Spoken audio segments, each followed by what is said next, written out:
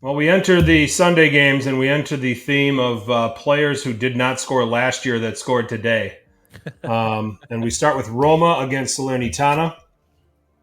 And the first person we're going to talk about is Andrea Belotti. First goal was called back, I believe, was for offside Yep. in the 9th minute. And then he gets a good one here, as assisted by Diego Llorente. Antonio Candreva gets a brace for Salernitana. And through 49 minutes, they lead. Let's see here. They lead 2-1. And then it is on a corner, Belotti in the 82nd minute from Paredes to get a point here for Roma and make it 2-2. I'll start with Roma. To me, this is incomplete because no Pellegrini, no Dybala, no Abraham. But still rescue a point. I think if there's some comfort in that, okay, Belotti scoring again, we can depend on him if Abraham's hurt, but it's one game. Yeah. So, so he makes amends. I mean, your thoughts on that? I mean, is it worrying to be sharing points with Salernitana despite losing Pellegrini, Dybala, and Abraham, or is it, hey, we played a pretty decent Salernitana team, split points with them without three of our key guys? Honestly, I think that's you're at home. If this was at Salernitana, I think it's a fine result. But you're at home, and Candreva scored some great goals in this game. 2 great goals. One was really, maybe goal of the week, honestly. But they looked like they were lifeless. Roma were. I saw nothing from them. I mean, you want to give credit to Salernitana and Paulo Sousa's men. However, I think I want to see Roma. If Roma wants to contend for a top 4 and if they have their sights on maybe even Scudetto, they got to show more of these types of games. I saw one of the content creators, Roma Theory, talking about how they always kick themselves on why they miss out on top 4 or whatever. It's because of games like this where they should have had the points to get the win and they draw it at home, right? It wasn't until 65th minute where you started seeing the substitutions come on. Karzerb, Zalewski, Renato Sanchez, Paredes. I thought the last 2 in particular, even Zalewski. Once they came on, they were immediate impacts on the team. And all of a sudden, Roma seemed like they woke up at that time. And obviously, you're trying to get your goal down at that point. But Roma really came to life. And this is the Roma I was looking forward to seeing at the beginning of the game, not 65 minutes in. And so it took them a while to get their mojo going. Obviously, you're trying to get a goal at this point. And Salernitana are backing off, trying to keep their lead. But it seemed lifeless for a majority of the game. And finally, they started getting their opportunities. Got the goal, and then I thought maybe they could have had a chance to win it at the end, but I got to see more from Roma. And they were missing some key players in this team, in particular Dybala, right? But still, you're at home against Salernitana. I know they were difficult last year, especially at the end of the season.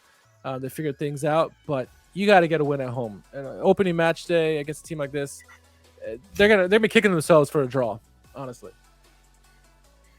I mean, Salernitana certainly played the second half to try to get the 3 points and get the hell out of there after Candreva made it 2-1. Yeah. And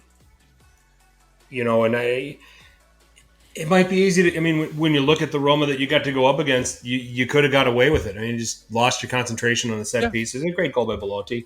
Yeah. I have concerns that Roma still have issues in terms of just certain moments when they defend individually, the lapses in concentration are still there. Both goals that got conceded by, great goals for Salernitana, great goals, but wonder goals. And then the second goal by Candreva is the goal of the week for me. Yeah. With his left foot.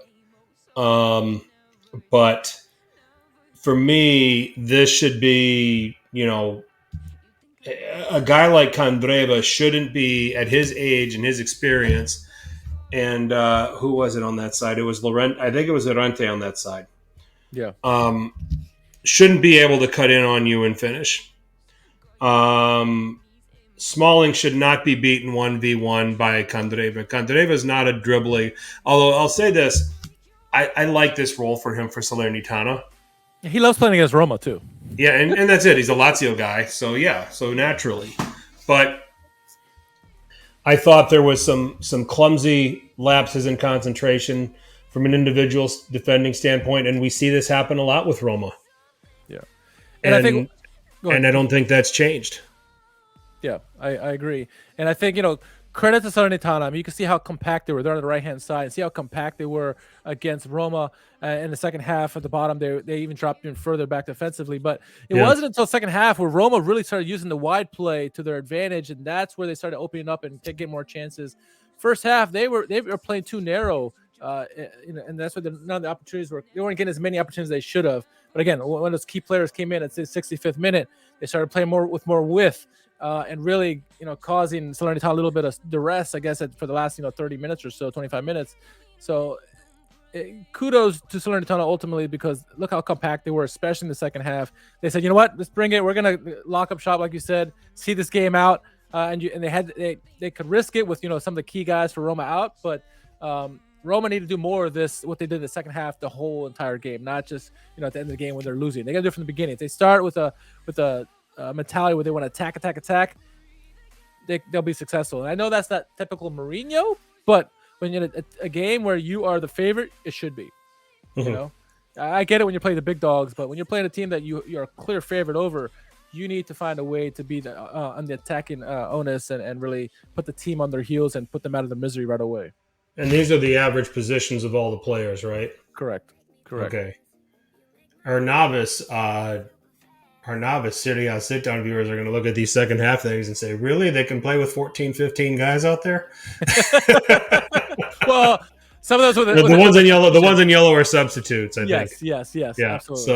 Yeah, that's cars up right there. Yeah, so. yeah, that's really good. That's great stuff. But you could see how compact Salernitana played. I mean, doesn't even hold a candle to how stretched Genoa played, how stretched Frosinone play, or find themselves. So, Salernitana does a nice job of making Roma predictable. Probably should have been able to steal the 3 points here, but Roma, I mean, great cross by Paredes, great goal by Belotti to tie it.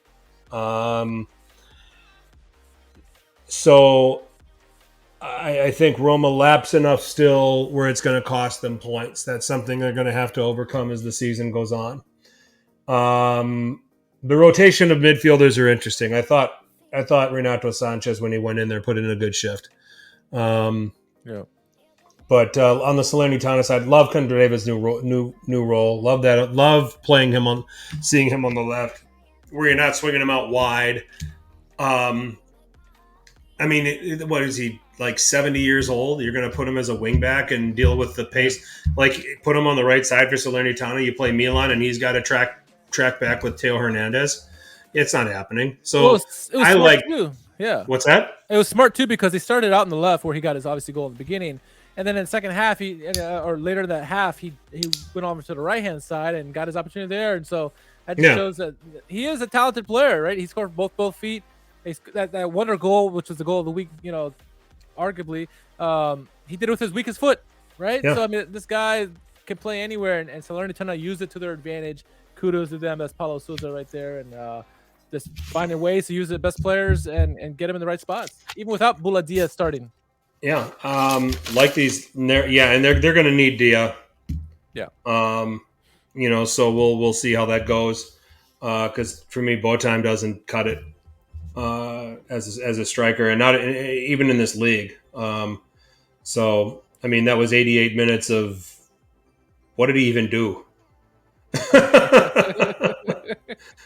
12 touches, 8 out of 10 accurate passes, didn't even shoot. He had one dribble attempt and he got it taken away from him. He didn't win any aerial duels. He didn't win any ground duels. He probably just stayed out. He probably just stood out there and waved to his mother. Exactly. I mean, you're out there for 88 minutes.